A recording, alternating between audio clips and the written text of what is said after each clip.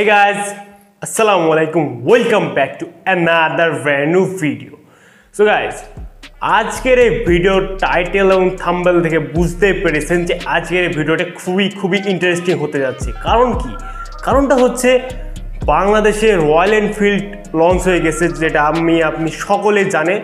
তো যেহেতু royal Enfield launch হয়েছে, তো এই রয়্যাল এনফিল্ডের 4টা মডেল বাংলাদেশে লঞ্চ হয়েছে। সেই 4টা মডেলের মধ্যে রয়্যাল এনফিল্ড ক্লাসিক 350 খুবই পপুলার হয়ে গেছে বাংলাদেশের মধ্যে। তো যেহেতু এই বাইকটা বাংলাদেশের মধ্যে এত পপুলার হয়েছে, তো শুধু মানুষ ভালো দিকগুলো দেখে বাইকটা কিনছে। তো আমি আজকে এই ভিডিওতে এই বাইকটার কিছু খারাপ দিকগুলো নিয়ে আপনাদের সাথে আলোচনা করব। তো বেশি কথা না বাড়াই, তো চলুন ভিডিও শুরু করি। ভিডিওটি শুরু করার আগে আপনারা এই চ্যানেল নতুন হলে অবশ্যই চ্যানেলে সাবস্ক্রাইব করে আমাদের ফ্যামিলি মেম্বার হয়ে যাবে। তো এই বাইকটির ব্যাড সাইড বলার আগে আমি একটু এই বাইকটার হিস্টোরি নিয়ে একটু কথা বলি, মানে এই কোম্পানির হিস্টোরি নিয়ে। তো রয়্যাল এনফিল্ড এই কোম্পানিটি হচ্ছে একটা ব্রিটিশ কোম্পানি। অনেকেই বলবেন যে ব্রিটিশ কেন, এটা তো একটা ইন্ডিয়ান ব্র্যান্ড। হ্যাঁ, এটা এখন একটা ইন্ডিয়ান ব্র্যান্ড, কিন্তু 90-এর দশকে কিংবা যুদ্ধের মানে ওয়ার্ল্ড ওয়ার, আমাদের দেশে যুদ্ধ না কিন্তু ওয়ার্ল্ড ওয়ারের সময় এই বাইকটা একটা ব্রিটিশ কোম্পানি ছিল। তো তখন এই বাইকটা সাইকেল ম্যানুফ্যাকচার করতো, মানে তাদের ফার্স্ট যেটা তৈরি করছে তারা, সেটা হচ্ছে সাইকেল। রয়্যাল এনফিল্ড সাইকেল দিয়ে তাদের যাত্রা শুরু করে। এখন তারা বর্তমানে পৃথিবীর অনেক দেশ কাঁপাচ্ছে তাদের বাইকগুলো দিয়ে। তো তখন তারা তাদের এই ক্লাসি ভাইব এবং ক্লাসি লুকস নিয়ে একটা নতুন মডেলের বাইক লঞ্চ করে। তো এই সব বাইকগুলো তারা ওয়ার্ল্ড ওয়ারে ব্যবহার করতে শুরু করে, যার কারণে এই বাইকগুলো অনেক বেশি পাবলিসিটি পেয়ে যায় সেই সময়। তো যেহেতু এই বাইকগুলো ফুললি লোহা দিয়ে তৈরি and rough and tough use করা যায়, এই জন্য যারা সৈনিক ছিল তারাও এই বাইকটি অনেক পছন্দ করত। তো সেখান থেকে রয়্যাল এনফিল্ডের যাত্রা শুরু হয়। তো তার পরবর্তীতে রয়্যাল এনফিল্ড তাদের একটা ব্রাঞ্চ ইন্ডিয়াতে ওপেনিং করে, মানে ব্রাঞ্চ বলা ভুল হবে, তাদের একটা ফ্যাক্টরি ইন্ডিয়াতে ওপেনিং করে, যেটার মাধ্যমে তারা ইন্ডিয়াতে বিজনেস চালু করে এই রয়্যাল এনফিল্ড বাইকে। তো তারপরে ওই ইউরোপে যেই বাইক কোম্পানিটা ছিল রয়্যাল এনফিল্ডের মেন হেডকোয়ার্টার, তো ওইটা হচ্ছে বন্ধ হয়ে যায়, যার কারণে তারা ইন্ডিয়াতে শিফট হয়ে যায়। সেখান থেকে রয়্যাল এনফিল্ড ইন্ডিয়ান ব্র্যান্ড নামে পরিচিত হয়ে যায়। তো রয়্যাল এনফিল্ড ইতিমধ্যে অনেকগুলো বাইক লঞ্চ করে ফেলছে, অ্যান্ড ইন্ডিয়াতে রয়্যাল এনফিল্ডের মোট 9টা মডেল আছে, কিন্তু বাংলাদেশে মাত্র 4টা মডেলই লঞ্চ করেছে রয়্যাল এনফিল্ড। তো এই 4টার মধ্যে ক্লাসিক 350 অনেক বেশি পপুলার হয়ে গেছে বাংলাদেশে। তো এবার এই ক্লাসিক 350-র কিছু ব্যাড সাইড নিয়ে আপনাদের সাথে আলোচনা করা যায়। ফার্স্ট যে ব্যাড সাইডটা আমার কাছে লেগেছে ওইটা হচ্ছে এই বাইকের মাইলেজ। এই বাইকটার ইঞ্জিন হচ্ছে 350 সিসির এয়ার কুলড একটা সিঙ্গেল সিলিন্ডার ইঞ্জিন। যেহেতু এই ইঞ্জিনটা একটা 350 সিসির ইঞ্জিন, এর জন্যই এই বাইকের তেল বেশি ঢুকবে, বেশি দরকার, বেশি তেল ফুরাবে, এটা স্বাভাবিক।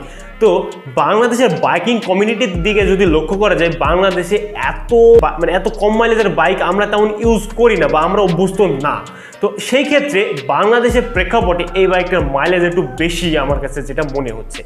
কারণ বাংলাদেশে যেসব বাইকগুলো আছে সেগুলো প্রত্যেকটাই 40+ মাইলেজ দেয়, কিন্তু এই বাইকটার মাইলেজ 28 থেকে 35 কিলোমিটার ভিতরে এমনই দেবে। তো সেইখানে এই বাইকটার মাইলেজের দিকে আমার কাছে মনে হচ্ছে একটু কম। তারপরে যে খারাপ দিকটা আমার কাছে লেগেছে সেটা হচ্ছে এই বাইকের ওয়েট টু পাওয়ার রেশিও, মানে একটু ডিফারেন্ট। কারণ এই বাইকটা একটা রেট্রো বাইক, তো রেট্রো বাইক হওয়ার কারণে এই বাইকের পাওয়ার এবং এই বাইকের ওয়েটের মধ্যে একটা হিউজ ডিফারেন্ট আছে।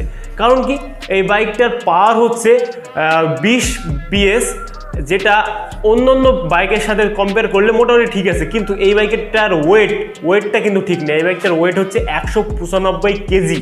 তো 195 কেজিওয়ালা একটা বাইকের ম্যাক্স পাওয়ার হচ্ছে মাত্র 20 PS। তো এই পাওয়ার নিয়ে এত হেভি একটা বাইক কন্ট্রোল করা কিন্তু খুবই টাফ, মানে এটি মুখের কথা না। এর জন্য এই একমাত্র কারণেই আপনারা এই বাইকটি থেকে ready pick up, quick acceleration কিংবা ওভারটেকিংয়ের ক্ষেত্রে একটু প্যারা হতে পারে। অ্যান্ড এই বাইকটা নিয়ে বেশি সাপ্রিমো করে বাইক রাইড করাও যাবে না কিন্তু, বা টপ স্পিড তোলা বা রেসিং করা এইগুলোও যাবে না। আপনি যদি একটা ভদ্র রাইডার হন তখন এই বাইকটা আপনার কাছে ভালো হবে। তাছাড়া এই বাইকটা আপনার কাছে একটা বিষের মতো লাগবে, কারণ এই বাইকের ম্যাক্স পাওয়ার অনেক কম, মানে এই বাইকটার ওজন অনুপাতে এই বাইকটা 195 কেজি, সেখানে এটার ম্যাক্স পাওয়ার 20 PS। তারপরে এই বাইকটার যেই প্রবলেমটা রয়েছে ওইটা হচ্ছে এই বাইকের এক্সস্ট সাইলেন্সার, যেটা এক্সস্ট পাইপ। এক্সস্ট পাইপে কোনো সমস্যা নেই, এক্সস্টের সমস্যা মেন হচ্ছে ওইটার পজিশন। এই এক্সস্টের যে পজিশনটা করেছে রয়্যাল এনফিল্ড, ওটা খুবই বাজে করেছে, খুবই খারাপ করেছে। এই বাইকটার এক্সস্টের পাইপটা দেখবেন ইঞ্জিন থেকে সোজা ব্রেকিংয়ের প্যাডের নিচ দিয়ে, পাদানির নিচ দিয়ে সাইলেন্সার যেখানে থাকে ওইখানে যায়।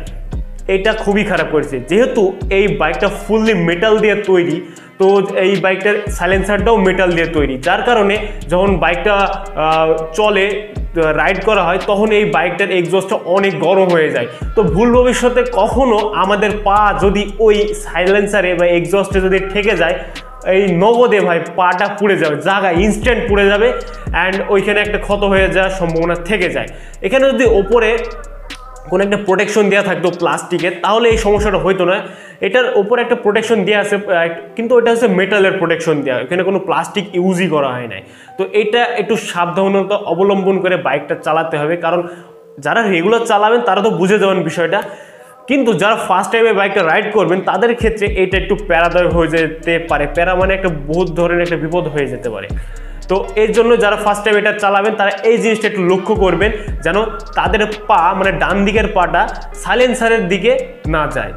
পাদানিতে পা দিলে সাবধানে দেখে শুনে বুঝে পা দিয়ে বাইকটা রাইড করবেন, নাহলে কিন্তু একটা বড় ধরো অঘটন ঘটে যেতে পারে। তারপরে এই বাইকটার যে প্রবলেমটা রয়েছে সেটা হচ্ছে এই বাইকের ওয়েট, ওজন। এই বাইকটার ওজন হচ্ছে 195 কেজি, যেটা অনেক বেশি হেভি।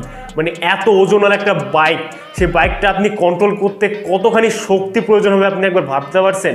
এটা কিন্তু মুখের কথা না ভাই, যে 195 কেজি, এটা অনেক বেশি। BMW S1000RR মানে 1000 সিসির যে বাইকটা আছে ওই বাইকটার ওজন হচ্ছে 197 কেজি, আর এই বাইকটা ওজন হচ্ছে 195 কেজি, মানে 3 কেজি এদিক ওইদিক, মানে প্রায় একটা BMW S1000RR এর মতো ওয়েটের বাইকটা। তাহলে বুঝতেছেন এই বাইকটা যখন আপনি ট্রাফিকের মধ্যে পড়বেন তাহলে কতখানি প্যারা হইতে পারে। অ্যান্ড আপনি যদি শর্ট রাইড পারসন হন বা আপনার হাইট যদি কম হয় তাহলে তো আপনার জন্য ভাই এটা জাহান্নাম। এর জন্য যারা শর্ট পারসন হয় তাদের জন্য এটা খুবই প্যারাদায়ক হবে। এবং আপনি যদি কোনো গলিটলির মধ্যে আপনার বাসা হয় তাহলেও খুব প্যারাদায়ক হবে, কারণ এই বাইকটা অল্প জায়গাতে আপনি ঘোরাতে পারবেন না, অ্যান্ড এদিক ওইদিক সহজে নড়াতেও পারবেন না। কোনো সময় যদি বাইকটা পড়ে যায় আপনার কাছ থেকে তাহলে তো ভাই শেষ, আপনি একলা উঠাতেই পারবেন না বাইকটা, অনেক প্রেশার দিয়ে অনেক করে। যদি আপনার যদি শরীরে খুব শক্তি থাকে, খুব পাওয়ারফুল পারসন হন আপনি, তাহলে এই বাইকটা আপনার জন্য পারফেক্ট হবে, তাছাড়া ভাই এই বাইকের দিকে যায়েন না। তারপরে যে সমস্যাটা এই বাইকে রয়েছে সেটা হচ্ছে এই বাইকের ইঞ্জিন অয়েল। বাইকের ইঞ্জিন অয়েলে কোনো সমস্যা নেই, সমস্যাটা হচ্ছে এই বাইকের ইঞ্জিন অয়েলের ক্যাপাসিটি। এই বাইকটা হচ্ছে 350 সিসির একটা বাইক, যার কারণে এই বাইকটার ইঞ্জিন অয়েলও অনেক বেশি লাগে, কারণ যেহেতু এটা একটা বড় সড়ো ইঞ্জিন ওয়ালা বাইক, তো ইঞ্জিন তো বেশি লাগবে, এটা স্বাভাবিক। কিন্তু আমরা বাংলাদেশে যেসব বাইকগুলো ইউজ করি প্রত্যেকটা বাইকের ইঞ্জিন অয়েল লাগে 1 লিটার, সর্বোচ্চ 1 লিটার, 1 লিটারের বেশি না, 800 ml কিংবা 1 লিটার এইরকমই আমাদের রেশিও চলে। কিন্তু এই বাইকটাতে আপনাকে যদি ইঞ্জিন অয়েল ফিল আপ করতে হয় তাহলে আপনাকে প্রায় 3 লিটার এখানে খরচ করা লাগে, প্রায় 3 লিটার, একেবারে 3 লিটার না, প্রায় মানে 3 লিটারের একটু কম। তো আপনাকে তাহলে 3টা ইঞ্জিন অয়েল কেনা লাগবে 1 লিটার করে। তো এইগুলা বুঝে শুনে যে এই বাইকটা কিনতে পারবে তাদের জন্য এই বাইকটা পারফেক্ট আছে। এই বাইকটা কিন্তু সবার জন্য না, যদিও এটা ভিডিও ফার্স্টে বলার দরকার ছিল কিন্তু ওটা বলতে পারি নাই। এই বাইকটা সবার জন্য না, এই বাইকটা কিছু স্পেসিফিক মানুষের জন্য যারা এই বাইকটা অ্যাফোর্ড করতে পারবেন। অনেকে আছে হুসুকে পড়ে বাইকটা কিনে নেবেন, কিন্তু তারা পরে কিনলে অনেক অনেক বিপদে পড়ে যাবেন। তো এখন যে কথাটা হচ্ছে সেটা হচ্ছে এই বাইকটা এত পপুলার কেন, মানে এত পপুলার কেন, যে মানে আমাদের দেশে ইয়ং জেনারেশন প্লাস প্রত্যেকটা মানুষ এই বাইকটা নিতে চাচ্ছে, বা কোনো ভালো খারাপ দিক না জেনে এত পপুলার হওয়ার কারণ কি? এই বাইকটা এত পপুলার হওয়ার পিছনে অনেকগুলো কারণে ধরা যেতে পারে, যেটা হচ্ছে এই বাইকটার হিস্টোরি। এই বাইকটা যখন নতুন নতুন লঞ্চ হয়েছিল তখন এটা হচ্ছে ওয়ার্ল্ড ওয়ারে ইউজ করা হয়েছিল। তারপরে এই বাইকটা রেসিং করে এই বাইকটি উইনার হয়েছিল, ফার্স্ট উইনারও হয়েছিল। তারপরে এই বাইকটা নিয়ে আপনি পাহাড়ে ট্যুর, তারপর অনেক জায়গায় যেতে পারবেন, অনেক রিল্যাক্সে, অনেক প্যারাহীনভাবে আপনি এই রাইডগুলো কমপ্লিট করতে পারবেন। তো এইগুলোর একটাও এই ইয়াং জেনারেশনকে মানে আকৃষ্ট করে না তাদের ওই বাইকটার দিকে। তো কি দেখে আমাদের মতো ইয়াং জেনারেশন এই বাইকটা কিনছে, ওইটা একটাই রিজন হচ্ছে এই বাইকটার নামে কোনো বদনাম, কোনো দুর্নাম এমন কোনো কিছুই নাই। কারণ কি, যদি আপনাকে কেটিএম কিনতে বলা হয় আপনি কি কিনবেন? আপনি তো কিনবেন না। কারণ কি, কেটিএম ওই বাইকটা হচ্ছে একে তো প্রাইসও বেশি, প্লাস ওই বাইকে একটা নাম আছে সাফরি বা এরকম কিছু, মানুষ এই জন্য নিতে চায় না। কিংবা আপনাকে যদি 4B কিনতে বলা হয় তাও আপনি একটু ভাববেন, একটু নড়ে চড়ে বসবেন যে 4B কিনবো। কারণ কি, বাংলাদেশে 4B রেপুটেশন অনেক ডাউন হয়ে গেছে। এটাকে কেউ সাফরি বলে, আবার কেউ আবার খাড়া টান বা খ্যাপা বাইক, এইরকম অনেক নামকরণ করা হয়েছে বাইকটি। এই কারণে এই বাইকটা অনেকে নিতে চায় না। তো রয়্যাল এনফিল্ডের কিন্তু এইরকম কোনো প্রবলেম নাই, যার কারণে এই ইয়াং জেনারেশন এই বাইকটাকে সবথেকে বেশি পছন্দ করছে।